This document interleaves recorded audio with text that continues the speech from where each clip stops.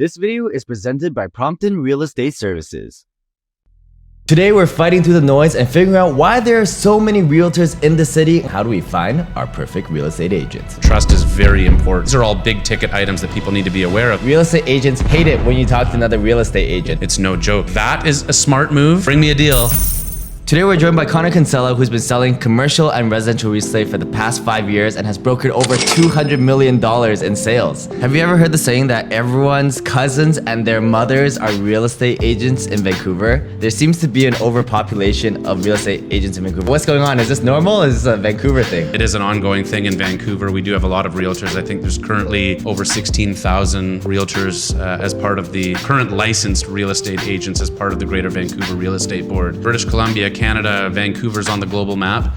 People know about us. Our real estate is not cheap. We have a beautiful city right on the water, right on the Pacific Ocean. We've got mountains, we've got winter sports, we've got summer sports, and it's just a very livable and exciting place to live. This many realtors in Vancouver because there is that much demand. There's so much more demand than any other city. Absolutely. You know, Vancouver, we get people coming from all over the world here. We get people coming in from Asia. We get people coming in from Europe. Everybody seems to be buying property in Vancouver. The thing I read where like there was at one point more real estate agents than listings, active listings. It's probably pretty close, to be honest with you. Yeah, at certain times. Well, but isn't that there's not enough demand for the amount of real estate agents there are? I mean, we go through different cycles, right? We go through buyer's market, seller's market, interest rates are down, there's a huge demand, everybody's spending money, money's free, basically, and then you go through a market like we've been going through the past year and a half, where interest rates are on the rise and the market seems to slow a little bit here. There's a lot of government intervention as well, right? Since 2016, we've had the foreign buyers tax, the foreign buyer ban, speculation tax, vacancy tax, all these taxes that the governments have implemented that have really tried to slow the market in Vancouver because property is just so expensive and continues to rise. With this sea of realtors, how do we know who's good and who's not good? Bottom line, I think you just need to understand who you're hiring. How long have they been in the market? What is their last sale? You're only as good as your last sale. So what have you done in this particular community over the past year? How long have you been in real estate? These are all questions that you want to ask your real estate professional. A lot of people, to your point, get into real estate because transaction numbers are high, commissions, pretty good in Vancouver. Everybody's looking to make money. I'm gonna cut you in on that. Yeah. Commission's really bad in Vancouver. Yeah, it is bad. You're right. Compared to the United States, yeah. United States is so crazy. My brother's a real estate agent in Arizona, so I was about to backtrack there. But the benefit of Vancouver is compared to a lot of other places in Canada, is the houses of prices are so high yes, here. Right. You can have really on a big sale. Yes. Yeah. But some of the US is just crazy. It is crazy. I think the US is like a 6% commission split between buyer and seller's agents. So and you can double end there. When you're choosing the agent, how important would you say trust level is out of 10? I think it's huge. It's one of the biggest transactions most people are going to make in their life. It's no joke. You're spending anywhere from $500,000 on a one-bedroom condo, depending on the area that you're in, and you're spending up to $30, $40, $50 million on a property at the highest level of the market in Vancouver. So trust is very important. If we're saying trust is this important, wouldn't it make sense for me to work with my mom or my dad who doesn't do many transactions? Isn't there much more trust there than working with a real estate agent I don't know that does a lot of transactions? It can be very tricky dealing with family when dealing with a transaction in real estate, because there are negotiations and difficult conversations that are to be had. Whereas if you're going to somebody that's a veteran in the space and has been working, let's say down here in Yaletown on Marina Side Crescent for 15 plus years, they know the ins and outs of these buildings. They know how to navigate these conversations. And I think it's probably more important to use a trusted professional versus a family member. One thing is when you don't choose your friend or family, they get really angry at you. How do you avoid that? Yeah, no, this happens. I mean, I just did a transaction in Shaughnessy here this past year where I was actually door knocking.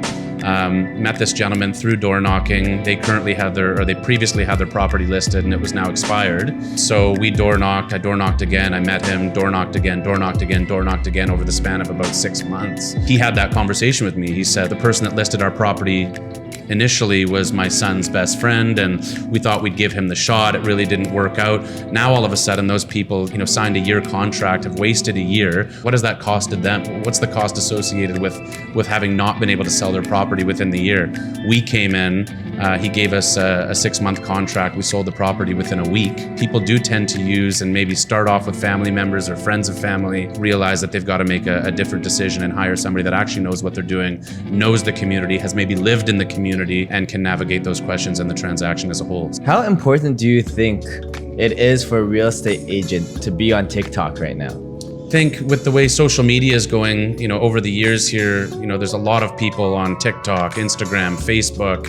I think it's probably an easier way to grow your following, to grow your network, and potentially find unrepresented clients or people outside of your sphere of influence. Having said that, I know a number of my friends that are real estate agents in Vancouver and have been agents for over 15 years that don't do too much with respect to social media marketing, billboards, newspaper ads, and are some of the top 1% agents here in Vancouver. I could probably myself tune up my social media skills and start posting more content, but I don't think it's the be all end all. I think if you're not doing social media, you probably have to have quite a network to start off with. But if you're starting off like most people that don't have a network or maybe did not grow up in Vancouver, social media is probably something that you have to do.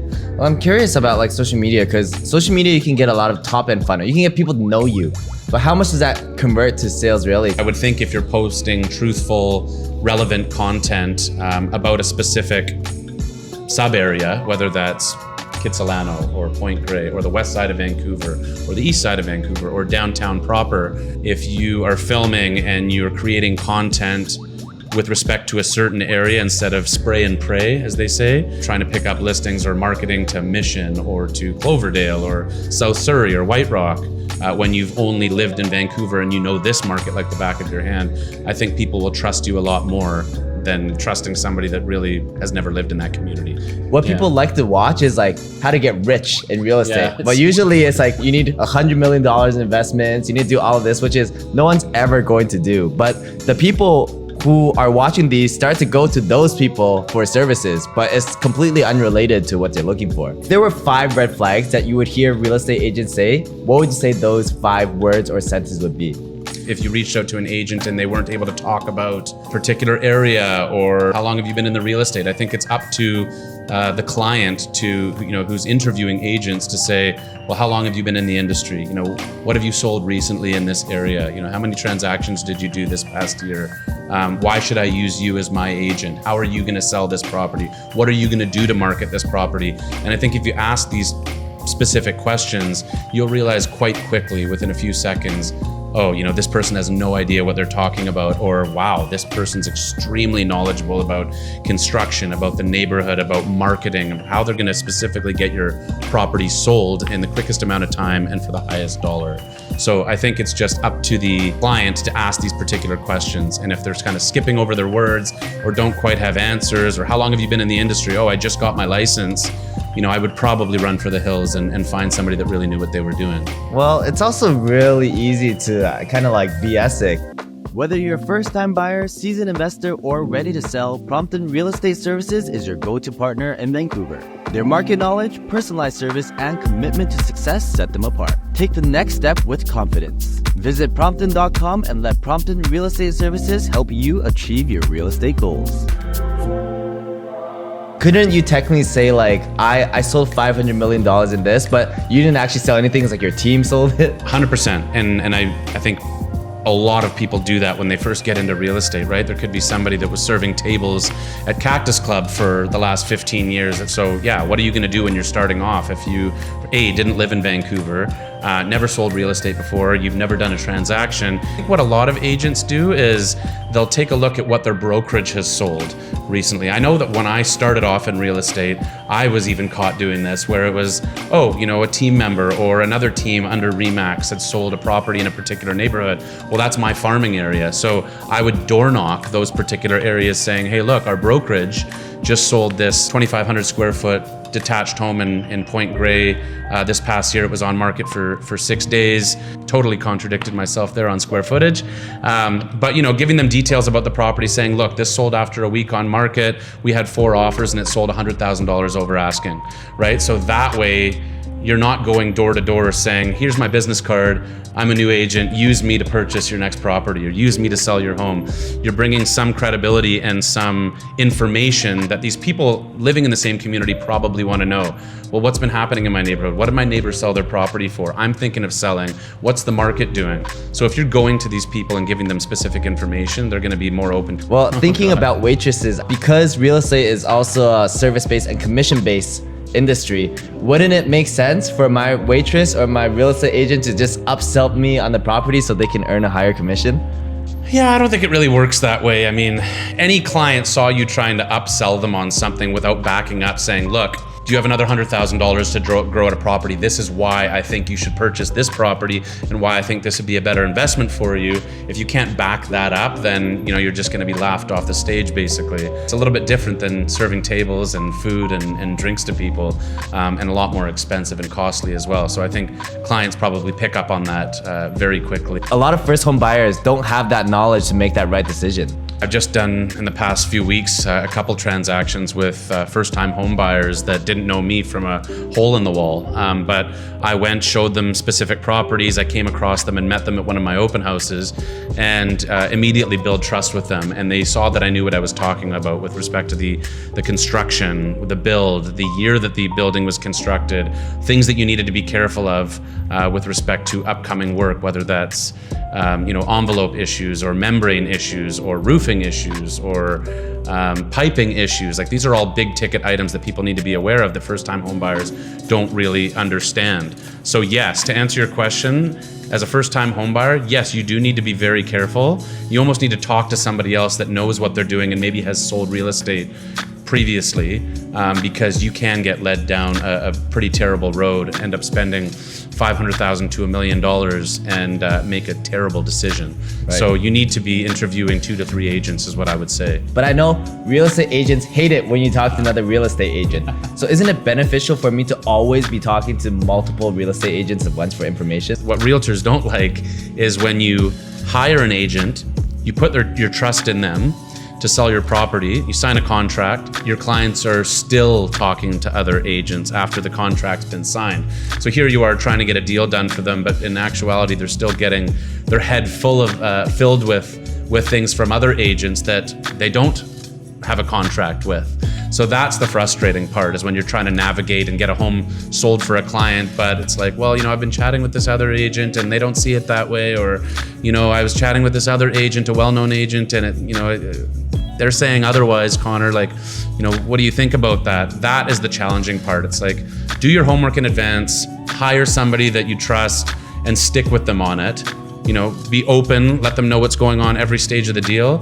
But that's the challenging part, is when a client is chatting with multiple agents after you've signed a contract with them and you feel like there's no end. If you didn't have to work with only one agent, why should I ever trust one agent when I could have 20 agents selling my house? And what I have currently with another, specifically a commercial broker, we've got a listing here in the Shaughnessy area right now where the clients wanted to have well-rounded representation, I guess you could say. So they wanted a residential broker, of which I primarily sell residential real estate, and they wanted a commercial broker that could convey the value of this property to all the other commercial brokers in the space that he has access to. So we've co-listed the property together. I think he brings a lot to the table. I bring a lot to the table, and so we've agreed to do a co-list and split the commission on that particular deal. That is a smart move. No other agent would agree to that. Yeah. Basically, like, who's going to agree to share a listing with 5-10 other brokers and get paid $1,000 when you might be working for 6 months? That's if you split the commission. For sure. Right? But if you say, like, whoever brings the buyer, but I don't know how it works. That's here. challenging. I mean, you get it on the buy side quite a bit, where some people are like, we're not going to use you to list our property, but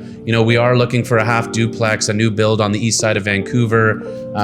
We have been chatting with a few other agents, and so bring me a deal. Right. Find the deal for me. If you find the deal, we'll do the deal with you, right? So it's quite a bit, and then it's just kind of first to the table. It's like, who's going to bring this, these buyers the first sweet deal? And are they going to You use you, also or are see you going to this waste in a your lot time? of off-market deals, but I don't think off-market deals sell that well when they do that. That's why a lot of people try to keep it off-market, right? They want like, oh, all these, just bring me a deal, bring me a Yeah. deal. Everybody's got pocket listings and listings that your sellers don't want you to have on market at this point in time. But if you find somebody that's interested, sure. We don't want to market our property. We don't want people, showing our property. We don't want strangers in our house, touring the property. But if you find somebody that's looking to buy in this area at this price point for something like this, bring them through. You do see that quite a bit. You're the client, I'm the real estate agent. Perfect. Okay, I'm trying to BS you. Okay. And you gotta try to nail me down, okay? Alex, how long have you been in the real estate industry? Ever since I was young, like I would say like, my friends, my family, maybe like 4 years old. So probably been in this industry over 20 years, 30 years. Wow. So Yeah. exposed to real estate. What have you actually sold? Like, are you a licensed realtor? Like, have you sold anything in the... Yeah, well, I work with a lot of agents when it comes to selling because I think teams are very important. The usage of teams, we're able to perform at a higher level. So altogether, our team has sold over $1 billion in real estate. I'm buying a $5 million property here in Shaughnessy. What have you sold in the area in the last 6 months to a year? Right. Have you sold anything specifically in this area? we've sold like 5 properties. yourself in this area. personally? Well, I don't do any deals myself. Oh, right? okay, There's okay. people who would specialize in the Shaughnessy area that okay. would help you out. Yeah, then maybe I should be speaking with another agent. Yeah, that's pretty good. Yeah, and then that was the first question. What have you sold? How long have you been in business? And your third question was, Yeah, so what are you going to do differently to market my property than most agents? oh, well, me? Yeah. Or me, Aylex Thunder, or me, a normal real estate agent? Well, you see, just judging from our conversation, I'm really good at interacting with people. So I know how to get out there. I know how to convince people that your property is going to be the best property. And also, I think in a small network like here in Vancouver, it's all about relationships. And since I've been in this industry for 30 years, I know all the right people, and I'm going to bring those people to your property. I mean, that sounds fantastic. When can I hire you? I think something different we're trying to do on this channel compared to every other real estate agent making content is, if you see any other real estate agent, it's really hard to believe them when all their content is trying to sell you something. Whereas this, we're just trying to gather information to educate people, because I think there's not enough information online about how to find these right people. And I'm sure a lot of people listening to this, they probably wouldn't have thought about a lot of these questions. I know, I think it's excellent. I like the fact that this is not a specific use case and that it's an open conversation so that people can really understand, what are some of the difficulties we find as real estate professionals in this province? What are some of the good things? What are some of the bad things? What are some of the things that you never even thought about that you're going to have to navigate when purchasing or selling real estate? Connor, thank you so much for educating us on how to choose the right real estate agent. Give yourself a quick shout out, what you're doing, how people can find you. My name's Connor Kinsella. I've been in the industry for just over 5 years now, sold over $200 million in real estate in those 5 years. I'm part of the YVR Global Real Estate team under the Concord Pacific umbrella of companies. We're located right here in beautiful Yaletown. If you're looking to buy or sell real estate, give me a call. My skill level and knowledge base is unmatched.